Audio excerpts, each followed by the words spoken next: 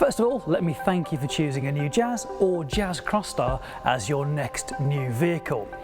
In this video, we're going to look at the features and the technology that both of these cars share so that we can tailor them to exactly what you would like them to do for your car, and you can start enjoying it from day one. Now, we are going to focus on using this car in the video. This is an EX grade, so not all Jazzes benefit from every single feature we're going to look at here, but we'll take a look round and make sure we get the very most out of it for you. So please join me as we take a look at the Honda Jazz.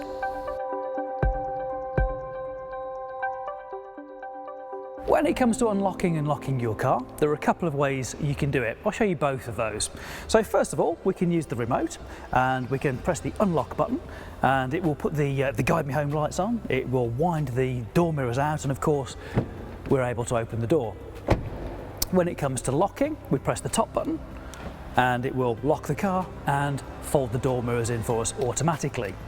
However, there is a second way we can do this by putting the key in our pocket, handbag, jacket, bag, wherever. We can use the keyless system.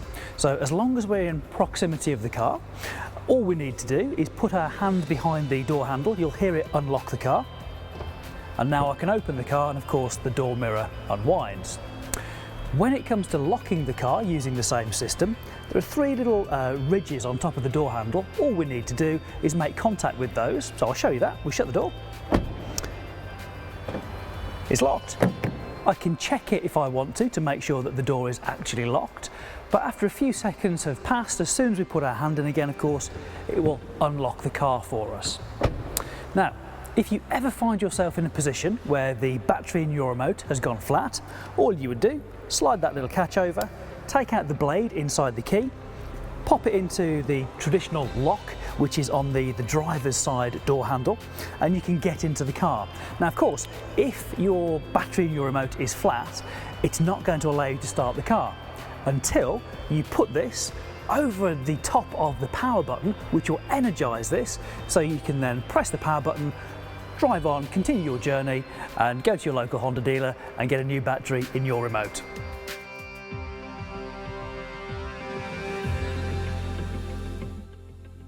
So to start your Jazz, all you need to do is put your foot on the foot brake, press the power button and the car is ready to drive.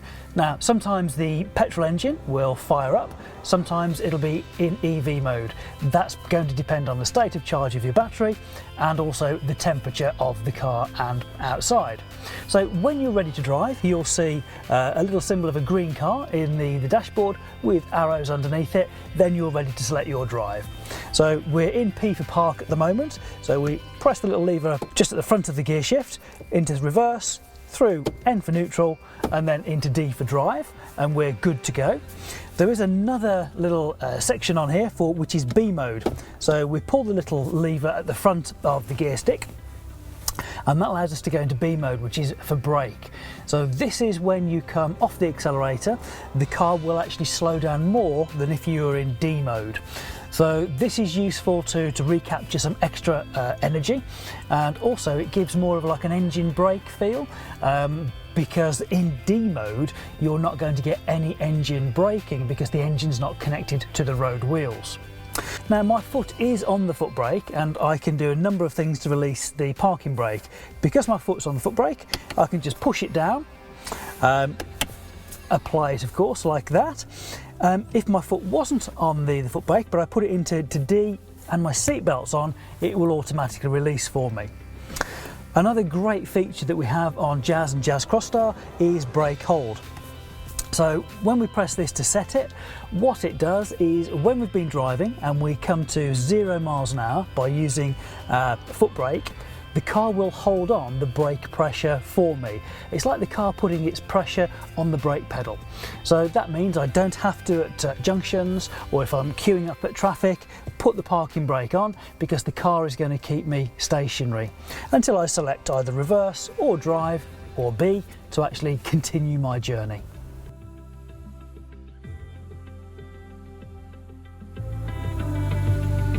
So the stalks behind the steering wheel, indicators on the left, and we have our wipers on the right. So if you just want to make an overtake manoeuvre and you just want 3 flashes, you just literally push the indicator stalk until you feel a little bit of resistance and it will give you 3 flashes. If you want to indicate for a longer duration, you go past that point and it will keep indicating until either you cancel or the steering lock will cancel it because you've made your manoeuvre. Then on the stalk itself, we have the ability to select the lighting. So the default is the auto position. If you want to force them off, you'd rotate it clockwise towards you. If you want fixed side lights or fixed dip beam, you would rotate it anti-clockwise. To go full beam, you would push it away from you, and obviously that will now bring us back to the dip position. And if you just want to give that little flash of the lights to let somebody know that you're there, you would pull that towards you. Now that the headlights are on, we can rotate the fog lights for the front and for the rear on the same stalk. So everything to do with lighting, whether it's indicators, front lights, fog lights at the rear, is all on here. So I'll turn those off. And then on the right hand side we have our wipers. Now this car has automatic rain sensing wipers.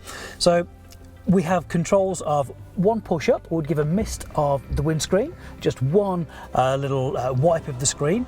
Next position down is off, then pulling that down one position puts it into auto. Now you can control how sensitive these are because the rain sensor's looking for droplets of water on the windscreen, and you can rotate this little dial for less or more sensitivity depending what you want.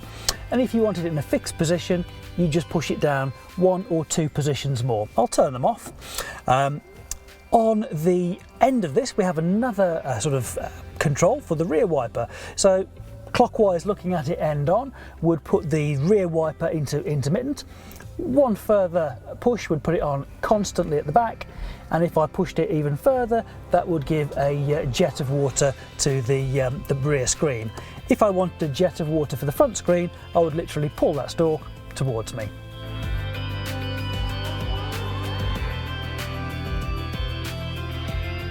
To adjust the door mirrors, literally by my right hand here, I've got a little slider, so push it towards R for the right hand mirror, then this little circular sort of control will allow me to get the angle exactly right for my visibility, and then I'd push it over to the L position to do the passenger side. If I want to fold the door mirrors in while I'm inside the car, I can push the button, it'll fold the door mirrors in for me, but of course when I lock the car it will automatically do that and then wind them out for me as well. Just below the adjustment for the door mirrors we have the unlock and lock button for the doors. So if I'm driving along and I feel the need to make sure nobody can get into the car, I can just press the button, it will lock all the doors, nobody can get in, and obviously unlock is the other way. Below that we have the ability to isolate the other 3 window switches. So with the amber light on there, there's only me that can operate the entirety of the windows within the car. When the amber light's not on, everybody can adjust their individual windows. And remember, we've got one touch system on here, so we can, if we want to, get to the first point of resistance, and as soon as we release it, that's where the window will stay. But if we want to go for the one touch system, past that point of resistance and it will fully close or fully open the window for me.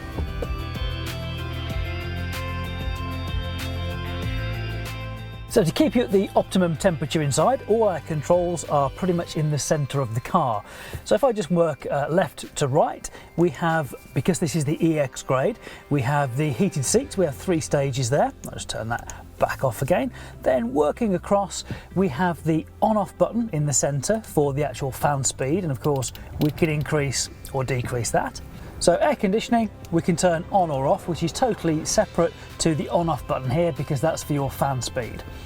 Then we have recirculate. So if you just want to recirculate the air inside your cabin, that will be amber illumination on there. If you want air from outside to come into the cabin, there'll be no amber light. Then centrally here we have what mode we want it in. So whether we want it just on our feet and windscreen, or we can roll just face or face and feet. We have those options there. Next along we have one that just says front. What this will do, it will maximise the defogging of the front screen. So it will, I'll just turn it down, but what it will do, it will put a high fan speed with the aircon on to actually demist the inside of your screen for you. Next one along has rear written on it, and that is for heating the rear screen and also the door mirrors. So off that one button, it will do both door mirrors and the rear screen for you. We turn that one off. Then we have our temperature control as a dial here, so we can have whatever temperature we choose. And if we want the car to actually do the best job at keeping us at that temperature, and it works out what the fan speed should be, where the air needs to come out of, literally just press auto and it will do the very best job for you. And of course, the last one over here is my heated seats, and again, we have 3 stages, just like the passenger has. Now, not to do with your sort of comfort in the car, but in the same sort of area, just to point out for you, should you need it, that's where your hazard warning light switch is.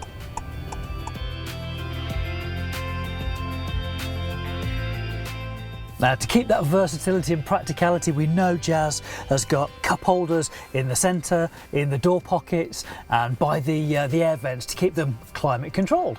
But from a practicality point of view, when it comes to storage, we've got our traditional glove box down here, and we've also got the additional glove box just above it, making sure we've got plenty of places to keep those odds and ends.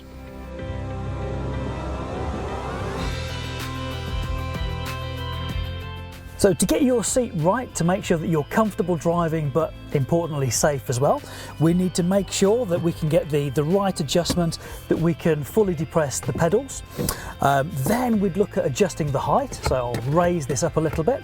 I've got a lever just by my right hand down here to pump the seat up on the level. Then I'd look at the recline. So I can push that backwards or bring it up just to make sure we get it in exactly the right position for me. That feels nice and comfortable. Then I'd look at my steering wheel. So reach that down there. We just get that to where we think it's right, pull the lever up, and yep, that feels nice and comfortable. And now the final thing would be the head restraint. So that's too much of a gap. What we need to make sure is that the lumpy part of the back of my head is where the head restraint would come into contact with. So I'm just going to raise that up a couple of clicks, but that's still too much. So I can put the recline adjustment on there so that it's not touching my head, but it's very close, and that would limit any movement should there be an impact. So if I was driving this after somebody else had set it for themselves, there's a little button on the side, so I just press that to reset it and push the head restraint down to start all over again and make sure we get it exactly right for every driver.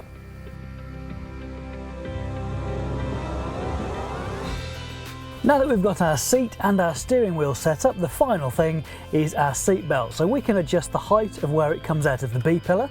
And if this is our shoulder, we don't want the seat belt coming over the top of it, and we don't want it too sharp an angle either. So just make it nice and comfortable so that it's safe. Now I'm going to raise that up a couple of notches, and that feels and looks perfect.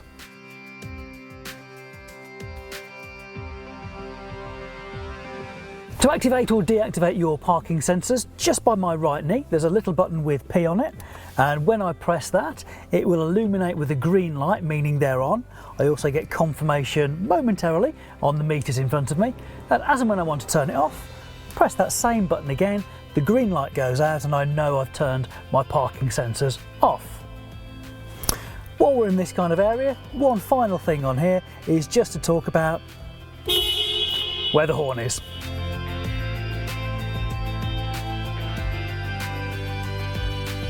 Okay, so the first one on our menu is the hybrid menu. We press the button for home, we push the thumb wheel and it will show us what kind of mode we're in, whether we're in full EV, taking energy from just the battery, hybrid, where we've got the petrol engine running as well, or in engine drive, where the engine is physically driving the electric motor to the road wheels. Next one down, we have our instantaneous fuel economy. We also have our trip meter on there. We can scroll between trip A and trip B, and if you want to reset that, you just push the thumb wheel, scroll on to reset and push that button again. Next one down is our last 3 trips, so we can see how we've been driving, or whoever had the car before us, how they were driving. Next one down will give us, again, some averages about driving. So how long this driving journey is, what our average speed has been since we last reset it. We go back onto the home button again. The next one down will be music. If we're playing something through CarPlay or the radio, we could access it there. Next one down is for the mobile phone. So when we scroll onto that one, we press the home button, onto the phone, and we can see that there's a phone connected here. So we could access the details there. Let's go down one, and that will give us our satellite navigation, turn by turn signals. So you will get your map in the Connect screen to the left, but actually you'll get your turn by turn signals straight in front of you. Next one down is our speed alarms. So you could have these set at 30 or 50 as is there. They've got a line through them, so this isn't going to activate on this particular car, but I could just go into one of those. I'll go into the top one, and this will now activate every time I go over 30 miles an hour. It will give me a little bong now I've changed that setting. Next one down is information about the seatbelt. Yes, we're in a 5-seater car and there's only the driver got their seatbelt on. That's perfectly okay. There's only me in here. Then we have part of our sensing features. So quite easily I could turn off my lane departure warning, my blind spot information, or my collision mitigation braking system, simply by scrolling through and pushing that button. I'm going to leave those all on. I want to be as safe as possible. The final icon on here gives us the ability to tailor which icons we'll see as we scroll through. At the moment they're all on there, but if you have 3 or 4 favourites and you don't really use any others, you can just deselect those, making it even easier to access what you want when you want it.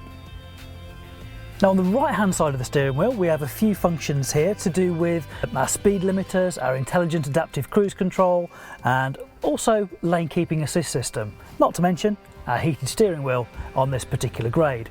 So from the top we have a button with LIM written on it. As I scroll through, that will change between LIM with what looks like a traffic sign in front of it, and then a speedo with the car in front of it. LIM, when I set a speed, that is the speed limit of the car. I will not be able to accelerate past that speed, so it's really good for peace of mind. If I select the one that has this traffic sign and LIM next to it, this is going to take information that the camera's seen of the road sign, so in a 60-mile-an-hour zone, it would then automatically limit me and my acceleration up to 60 miles an hour. With both of those features, if you need to accelerate past that for a safety reason, if you go full throttle, you will override the system because you are in control of this. These are assistance systems. And the final one that looks like a speedo with a car in front of it is intelligent adaptive cruise control. So this is where we take cruise control and make it usable in modern traffic. So rather than it just being a set speed and not adapting at all, what we do, we can press our adaptive cruise control, we then set the speed and it will go to the speed we're travelling at, or we can actually, if we're doing 30 miles an hour but we're in a 60, we can set it and use the plus button to take our target speed up to 60. And of course, as we've mentioned in previous videos, if there's a car in front doing 50, it will reduce our speed to mirror the slower speed of the car in front, and we can adjust the gap between ourselves and the car in front by time with this little button down here. So we have 4 different levels of time between us, like a 1.5 or 2 second gap, etc. So once we've set our intelligent adaptive cruise control, we could also, if we wanted to, set our lane keeping assist system. That's the button just to the right, which will look for the painted lines on the road and put in those tiny little movements of steering that we don't realise perhaps we're doing to reduce driver fatigue. So you'll need to be going at sort of dual carriageway motorway speeds for this to operate. So above the sort of 45 miles an hour, there or thereabouts, it would operate for you.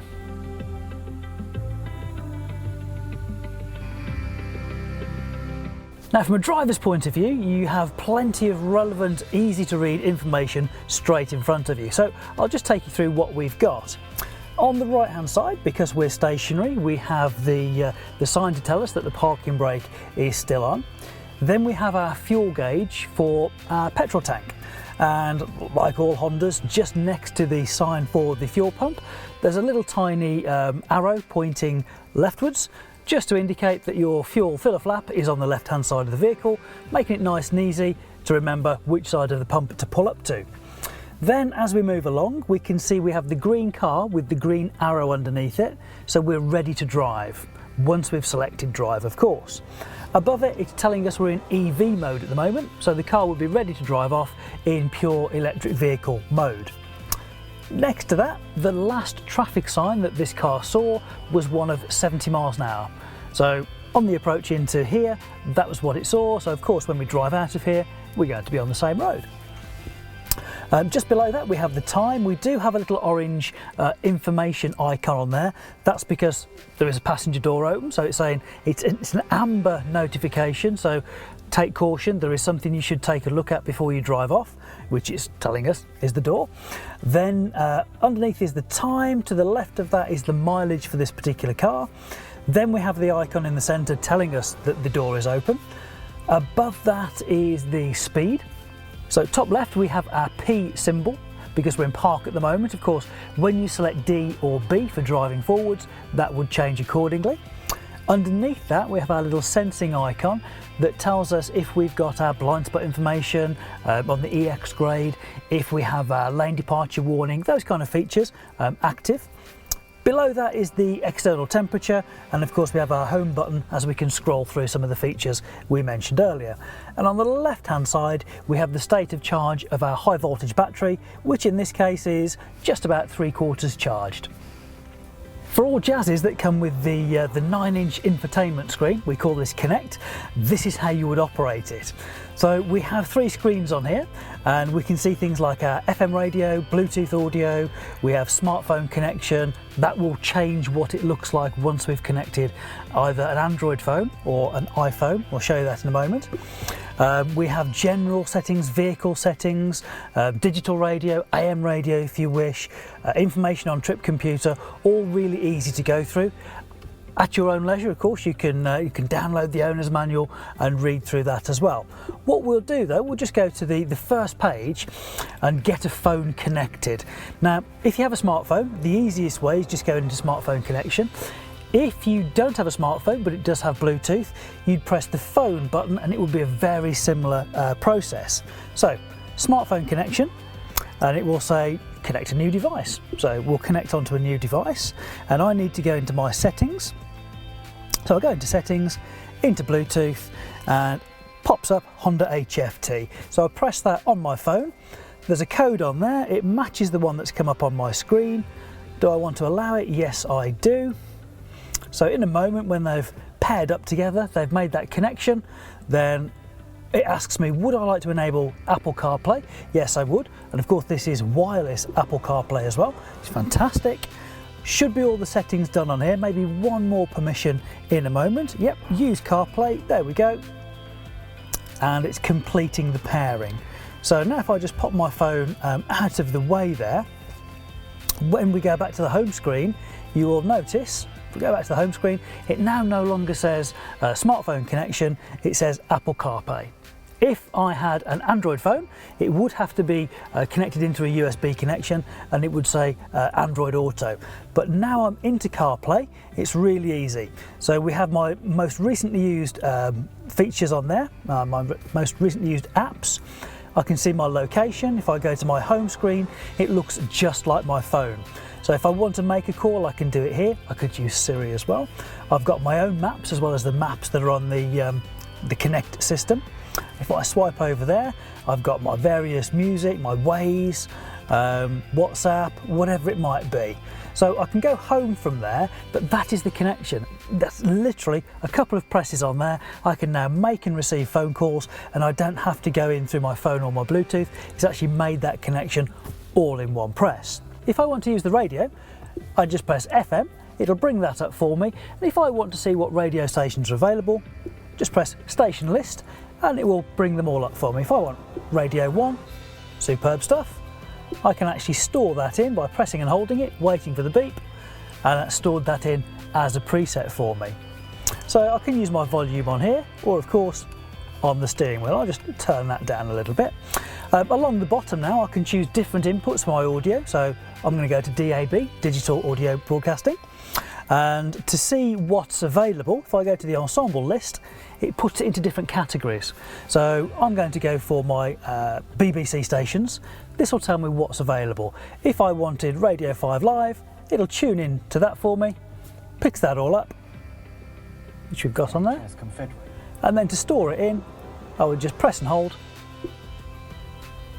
and it's stored in as another preset for me. So really easy to use. From the home page there, we could have accessed DAB from here, AM for amplitude modulation as well. So lots of things that you can discover as you actually own the car and get to grips with the car, but really easy to use from the get-go.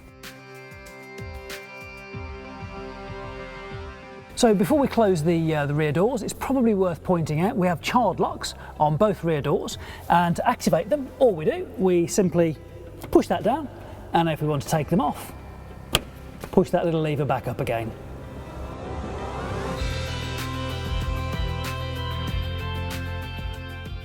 When refueling your Jazz, the car is unlocked. Simply press the fuel flap, it will open, allow you to unscrew the cap, storage position inside the flap so that when you're filling up it's not banging on the bodywork. Then of course when you come to screw it back in, you can't over tighten it. Has a ratchet system on there, then close the flap and you're good to go. So when you've unlocked the car, it's really easy to open the boot of the Jazz and the Jazz Crosstar. Underneath the H badge is an electronic latch to release the tailgate. So when we're in, we can see the cavernous boot, and we have even more storage underneath this sort of little carpet section just at the back here for those odds and sods. Now, hopefully you never get a puncture, but if you do and you want to use your temporary repair kit, it's just behind here. That'll give you everything you need to repair that at the side of the road, or of course you've got your roadside assistants who you can call up and will sort everything out for you. Now, in a moment I'm going to walk around this side of the car and have a look at the magic seats and see how we'd fit the Isofix child safety seats in. But while we're at the back, it's worthwhile pointing out the top tether points for those child seats are in the roof lining of the Jazz and the Jazz Crosstar. And now from here we can actually see these little plastic buttons, but underneath those are the metal bars our Isofix child safety seats would click into and make them really safe and secure. But of course these are magic seats, we love them. So from the top we have the little lever, seat goes down completely flat, giving us really big boot space, and of course we can do that with the passenger side as well. But of course, magic seats are much more than that. We can fold them up, we can even get into the car, and of course we can do it on the passenger side as well. When it's in that position, that locks it into place so that we can carry whatever we need to in the back of the car. And to lower it down, the exact reverse. Release it, pop it into place, push it down, and it's ready for a rear seat passenger. For the maintenance items underneath the bonnet, first of all, we need to open the bonnet. So just by the driver's feet, there's a little lever to release the first catch on the bonnet. Then to release that one, we just slide our fingers across, pop up the bonnet stay so we can see underneath the bonnet. Now, first thing you're going to see that's different is we do have some orange insulation around the cables for the high voltage system of this hybrid. No need to touch those. All we need to concern ourselves with is topping up screen wash. Just behind that we have the reservoir of coolant for the engine, so of course you would check that when the engine is cool, and if it's getting close to the minimum, make sure you top that up with genuine Honda coolant. Behind there we have brake fluid, again same goes there. If that's dropping down a little bit, make sure we top that up with Honda brake fluid. Checking the engine oil. Now we recommend that you do this every time you fill up with fuel, so that way the engine's nice and warm, you've parked it somewhere flat, and by the time you've filled the car up, actually the oil will have gone to the appropriate level. If it's getting close to the minimum, top it up again with the approved oil, just by taking off the oil cap there, pop it in, making sure you go no higher than the maximum mark. Moving over to this side of the car, we do have a separate reservoir of coolant here. This is for the power control unit and the hybrid side. Again, you can keep an eye on that, should be no movement in that at all. If it ever needs topping up, it will use the same coolant as the engine. Now we do have a 12-volt battery on the car. That is part of the system to enable you to unlock the doors, the lights will come on when to welcome you to the car, but that will be charged up when driving from the high voltage battery at the back. So this little sticker here just gives an indication of the frequency we should be driving the car, which I think for everybody is going to be a lot more frequently than this says. What it's alluding to is that every 3 months you need to drive it for at least 30 minutes. So again, no issues there. So once we've checked everything under the bonnet, we'll close it down. So pop the stay back into its little holder and just let the weight of the bonnet close itself. Now, of course, other maintenance you'll want to do is making sure that the depth of the tread on your tyres is good, and also that your tyre pressures are at the correct pressure for you and also for the occupants you've got in the car. Now we have a deflation warning system, and what that does, it actually looks at and calculates the pressure in the tyre by the rotational speed of the wheels. So this could tell you if the tyres were over or under inflated. So if you get a warning inside the car, don't automatically think you've got a puncture. It just could be a cold spell or a warm spell. So check the pressures, make sure there's no foreign objects in the tyres, because obviously if there is, you need to get it replaced or repaired. But if you've established that actually there's nothing wrong there, we've readjusted the tyre pressures, I'll show you how to reset it inside the car.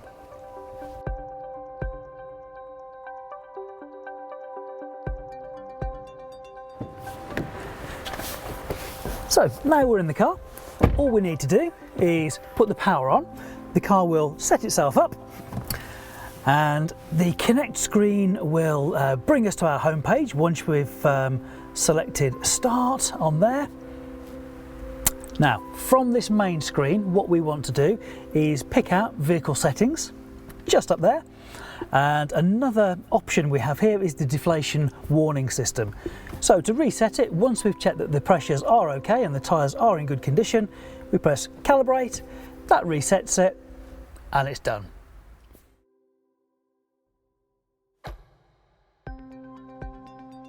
Thank you for watching the short video on Jazz and Jazz Crosstar, so we can get the most out of the car for you.